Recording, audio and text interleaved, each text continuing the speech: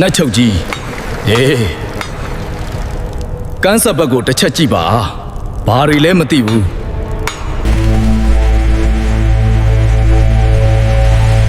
ဒါမားစားတို့အုပ်စုလာတိုက်ခိုက်တာပဲဖြစ်မယ်မိဂကငါတို့နတ်ဘလူးတက်ကိုစောအုပ်ချေဒီကောင်တွေကိုအပြတ်ရှင်းဖို့အချိန်ကြပြီဟေ့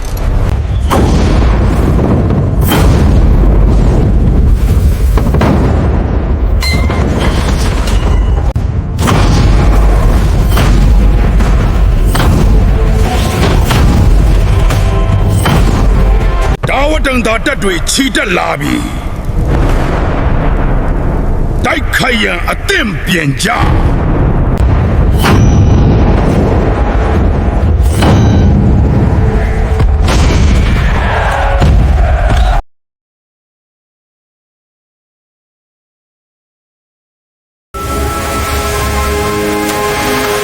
ဟေးမိဂကဒါတာဝတိန်တာတက်မဟုတ်ဘူးဒါမလိုက်ကာနဲ့သူမရဲ့အချွေရန်တွေပဲနတ်ဘလူးအပေါင်းတို့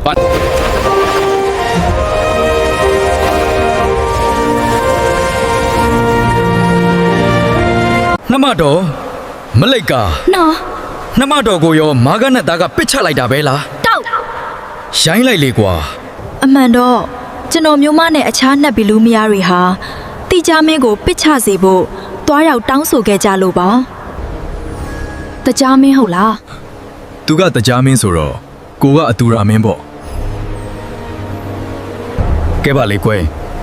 နှမတော်နဲ့အပေါင်းပါတွေရေထဲကကူးခတ်လာရတာနန်းဆောင်တွေထဲမှာအတီးတီးအနားယူကြပါဦးကဲမိတ်တက်ကတက်တွေကိုပြန်ရုပ်သိမ်းလိုက်တော့တခြားနတ်ဘလူးတွေသူတို့ဇနီးမယားနဲ့ပျော်ပါစေမလာပါရှင်အိုးတက်တွေအားလုံးရုပ်သိမ်းမယ်ဟဲ့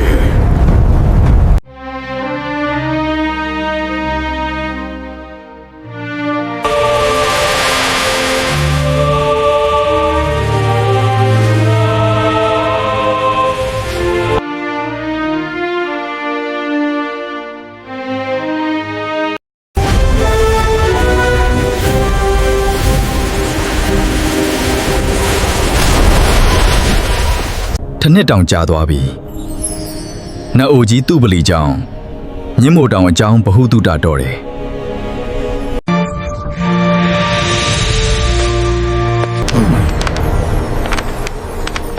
မောင်တော်နှမတော်ရှောက်တင်စရာရှိပါတယ်ပြောလေနှမတော်ဘာအကြောင်းများလဲမနှက်ဖြန်ကျွန်တော်မျိုးမမှာသမီးတော်တပါးဖွားမြင်ပါမယ်ဒါကြောင့်စံနှမ်းမှာနေချွင်ပြုတ်ပါဖေဟာတကယ်လားနှမတော်တေးရင်မတောက်ပဲနေခဲ့တာခုတော့ตายရတဲ့ဘဝလေးရပြီပေါ့နော်မှန်ပါအကိုတော့နှမတော်တို့ခုမှตายရလာပြီအကိုတော့ကြောင့်ပဲဒီဘဝလေးရတာပါ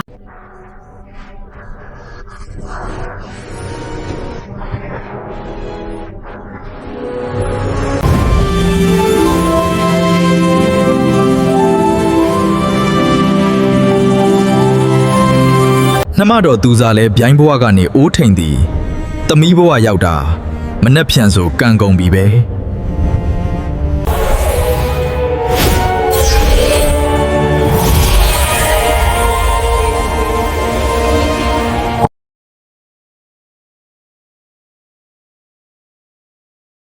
ငါနာသမီးတော်လေးကိုသူ့စိတ်တာဟုအမိတွင်စေပြီးဒီနေ့နတ်ဘီလူအလုံးပျော်ပါချွင့်ပြုစေ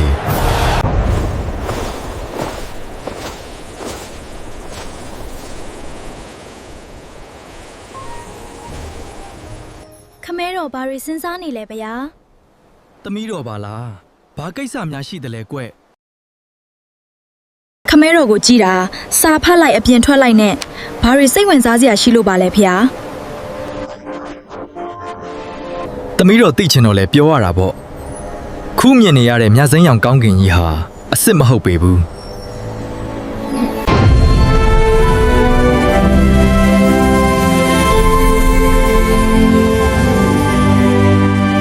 ဒီမြတ်စိမ်းခုံလောက်ကြီးရဲ့အပြင်မှာယူဇနာ84,000ရှိတဲ့မြင့်မို့တောင်ကြီးရှိတဲ့သမီးတော်မြင့်မို့တောင်ကြီးမှာရောဘာတွေရှိလဲပြီးတော့တခြားပုံတွေရောရှိသေးလားဗျာမြင့်မို့တောင်ကြီးရောက်ရင်အရင်ဆုံးနဂါးပြည်ပြီးတော့တဆင့်တက်ရင်ဂလုံပြင်း ကုတ်မှန်ပြင်နတ်ဘလူးပြည်တွေရှိတယ်သမီးတော်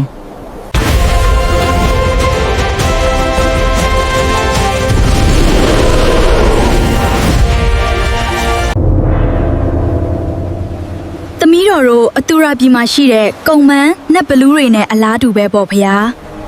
အမှန်ပဲသမီးတော်ဒါပေမဲ့ညင်းမို့တောင်ဆောင်ကကုံမှန်တွေကိုဝိရုသကဆိုတဲ့နတ်မင်းကအုပ်ချုပ်တယ်နတ်ဘလူးတွေကိုတော့ကုဝေရလို့ခေါ်တဲ့ဝေဘွန်နတ်မင်းကအုပ်ချုပ်တယ်သမီးတော်သူတို့ဟာစတုလောကပါလာလို့ခေါ်တဲ့စတုမဟာယာစနတ်တွေပဲကြံတဲ့နှစ်ပါးတည်းကဝိရုပခနတ်မင်းကနဂါးတွေကိုအုပ်ချုပ်ပြီးဒတရထနတ်မင်းကတော့ဂန္ဓပနတ်တွေကိုအုပ်ချုပ်တယ်ဒုသမတ္တဟာလောကပါလာနတ်မင်းတွေဆိုတော့လောကကိုစောင့်ရှောက်တာလားခမီးတော်ဗျာအိမ်ရခင်တုန်းကတော့ဒီနတ်မင်းလေးပါးဟာခမဲတော်လက်အောက်မှာရှိခဲ့တယ်ဒါပေမဲ့တေရရဲ့စိုးကြိုးကြောင့်ခမဲတော်ဟာဖယ်ရှားခံခဲ့ရတယ်နေလနခတ်ကျုပ်ကံပါတွေထဲမှာလူပြည်ဆိုတာရှိနေသေးတယ်သမီးတော်လူပြည်ဟုတ်လားခမီးတော်ဗျာသမီးတော်ဒီလူပြည်ဆိုတာကိုရင်းရင်းနှီးနှီးသိရှိနေတယ်လို့ပဲ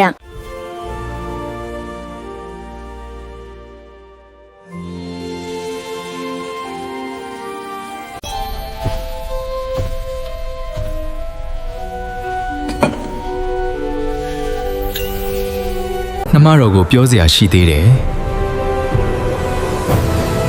ဘာအကြောင်းများလဲမောင်တော်။မနှက်ဖြန်ဆိုရင်သမီးတော်လေးဟာအရွယ်ရောက်ပြီ။အားကိုးရတဲ့ကျင်ဘက်ရှာဖို့ပွဲတစ်ခါခုလုံးမလားလို့။ဟဲ့နာ။မောင်တော်အဆင်ပြေတယ်လို့စီးစုပါ။ကျေးဇူးတင်ပါတယ်။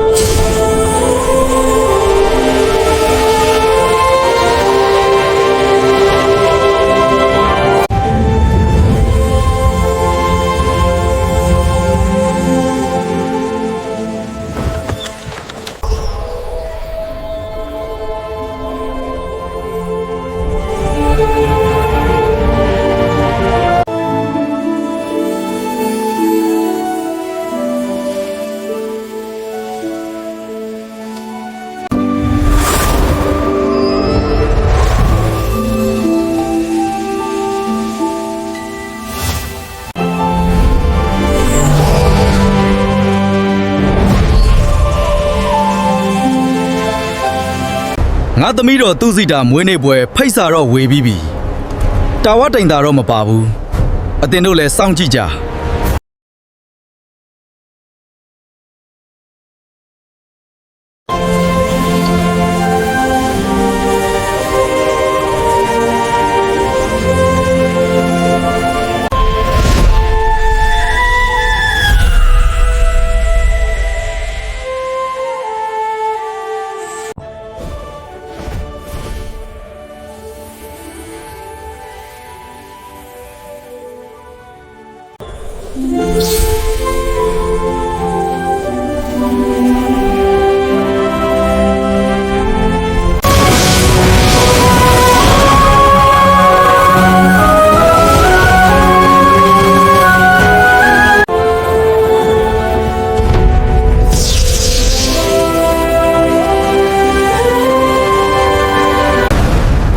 ဆွေမာနဲ့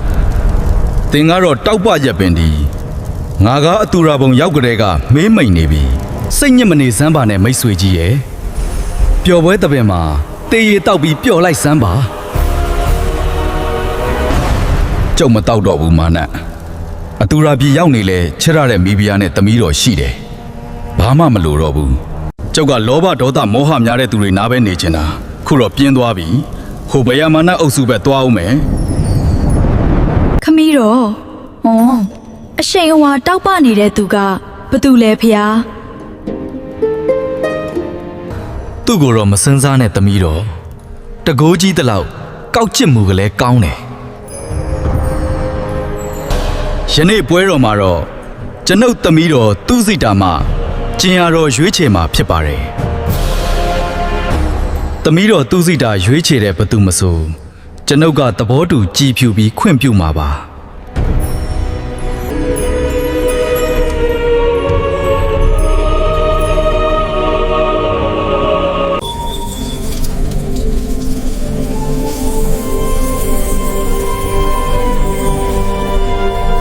အရှင်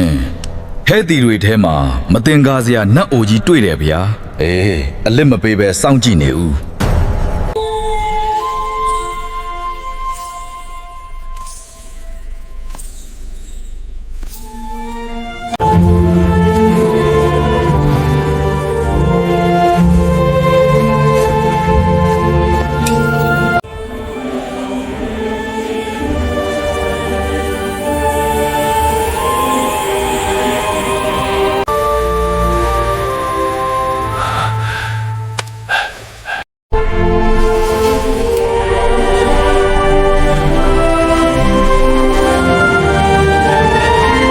အရှင်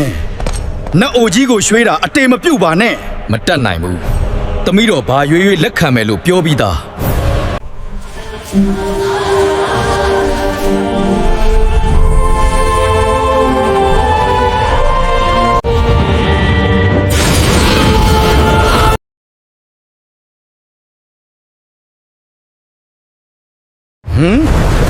တကြားရုပ်မာကပါလားသမီးတော်သူ့စိတ်တာမလိုက်သွားနဲ့ သမီးတော်သူ့စိတ်တာမလိုက်သွားနဲ့ ဖခင်မင်း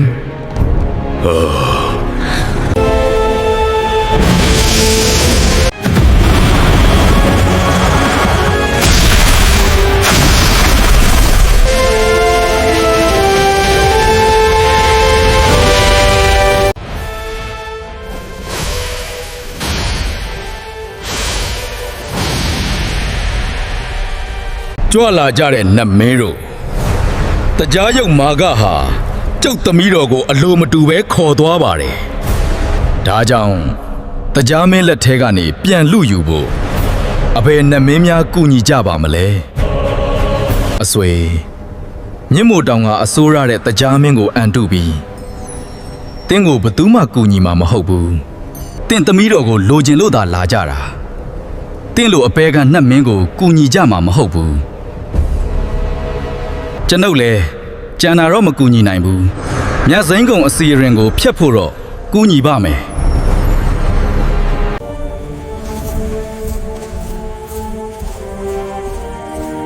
မိတ်တက်ကလာစမ်းမှန်လားပါအရှင်အလံပစီတော်ကိုတီးတာဝတိန်တာကိုစစ်ချီမယ်